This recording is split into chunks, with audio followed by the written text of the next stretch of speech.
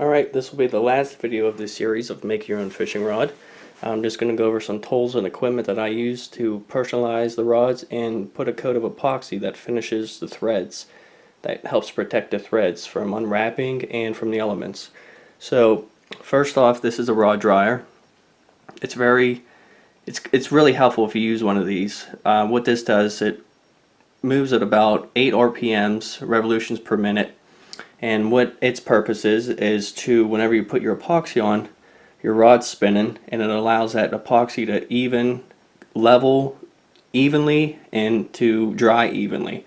So you don't get any lumps or you don't get any, ripples or waves in your rod finish. Speaking of rod finish, I use Pro Coat rod finish. I like it a lot. It's very easy to use. You just have your A and B parts, and what I do is mix equal parts in this little, it's almost like a cough medicine little cup that I mix it in. And you mix equal parts, and it's good. They recommend 70 degrees or 70 to 80 degrees you want your finish to be whenever you're using it. You don't want it cold, it just gets all runny and tacky. The warmer you have it, the better. But they recommend 70 to 80 degrees, and all you do is mix equal parts in that little cup. I stir it for a good 3 minutes, and then I'll pour it on this plate of aluminum foil, and that allows the mixture to just settle, and it won't heat, it won't get hot because of the reaction of the chemicals or anything like that. It's good to set it on foil. Next is whenever I personalize the rod. This is one that I have finished that's already made. It has the finish on it. I'm just covering up my buddy's name. I don't think he wants his name posted all over the internet, but this already has the coat of rod finish on it. As you can see, it has some calligraphy. There's the model and the 2 to 6 pounds, and then his name, and on the back I have some more personal stuff like when it was made and stuff that he wanted. But all I use is just a regular calligraphy pen, just right here, and I use just model paint. You can get this at a hobby store, Tester's Model Paint.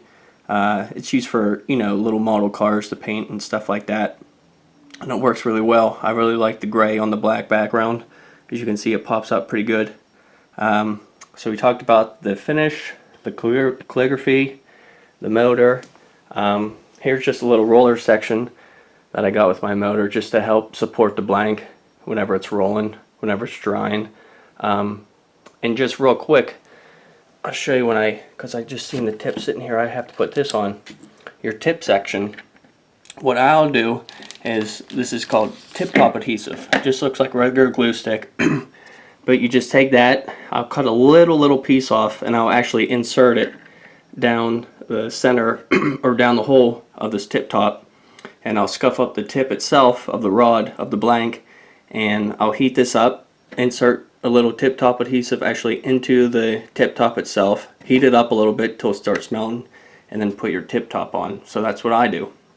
And then there's just some paint brushes that I use to actually put on the rod finish, the thread finish. And so I'll go ahead and get that mixed, because I don't want to be holding the camera and mixing. It can get pretty intense. You got to watch for bubbles. So I'll go ahead and get that mixed. I'll get this rod personalized. I'll wait a good hour before I put on my rod finish, because I want this thread, this ink to dry before I go ahead and put the thread finish on. Because the last thing you want is for that to start smearing, your personalized name or whatever to start smearing whenever you're putting your finish on. So I'll put that on, let it dry, and get back to you. One thing real quick I wanted to show you, I just had this piece of board, and whenever I'm personalizing the rod, it has this little groove in the bottom that we purposely cut out. We just routed it out, and what that allows is for the rod to sit in there nice and flat. So whenever you're personalizing your rod, it's not moving around, it's not moving anywhere. So I'll go ahead and do that, and I'll run a piece of tape up here and down here, and I'll start writing on the rod. So it's just a little quick tip. Okay, I got my epoxy all ready to go, and that's what's nice about the Pro Coat, is they give you these little syringes, and you can pre-measure how much epoxy you're going to use. So I'll just go ahead and put the one part in. Careful not to push it fast, because you'll get bubbles. You don't want bubbles. They're just a pain and they'll show up in your finish. So there's the first part. Come in with part B. Gotta put that in. Like so. Okay. Now what I do is this paintbrush I'm using, I just cut the tip off. And I'll just stir that with that. And like I said, stir this for a good 3 minutes. You can see it'll get cloudy. And then as you mix and mix and mix, it'll get clearer, and that's what you want. So I'll go ahead and keep mixing this, and I'll check back in once I'm done mixing. Okay, I'm just getting this thread finish out of this little cup, putting it on my foil plate. Make sure you get as much as you can out because you don't want to run out of this. It's better to have a lot of it and then not enough. So I'm getting as much as I can out of this little cup that I showed you earlier. Okay. So that's plenty. So I'll start my rod dryer. I'll turn that on like so. And then I'll come in with my paintbrush with some thread finish on it. Come underneath on this side. And I'll just lay my brush on. Actually, I like this going the other way. That way. I'll just lay my brush on the thread and work this finish in. Just get as much as you can. Evenly. First go around. And usually I start on more towards the butt end, but that's a little bit more involved. And for the sake of a video, I'll just start with this first guide. So let that finish work in those threads.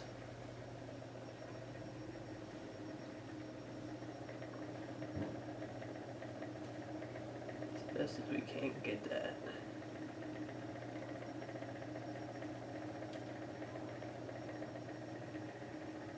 And you want to get it more towards your guide. You want to get that real generously because that's where most of the gaps are. And when I mean gap, I mean the thread and the blank. That's where most of those gaps are whenever you're wrapping, just because of the way the guide lays. Okay, so I got the threads pretty much all well covered. And then I'll just grab a little bit more, and to give it an edge, I'll just rest the brush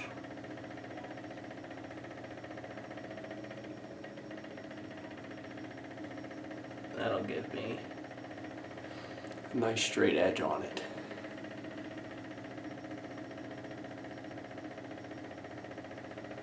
A little more, let's work it in.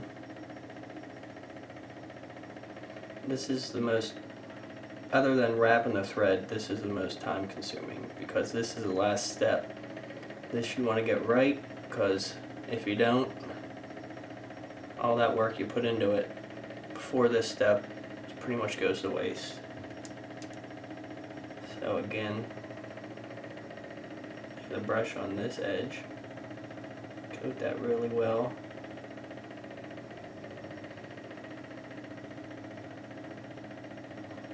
A little more.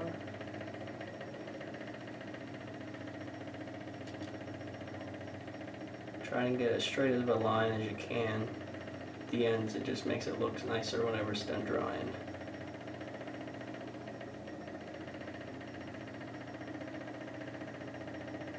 And then work to the wise. Don't just brush. It's good to brush initially when you're first working that finish into the thread, but if you want a nice even coat, brush one way, whether it's butt to tip or tip to butt.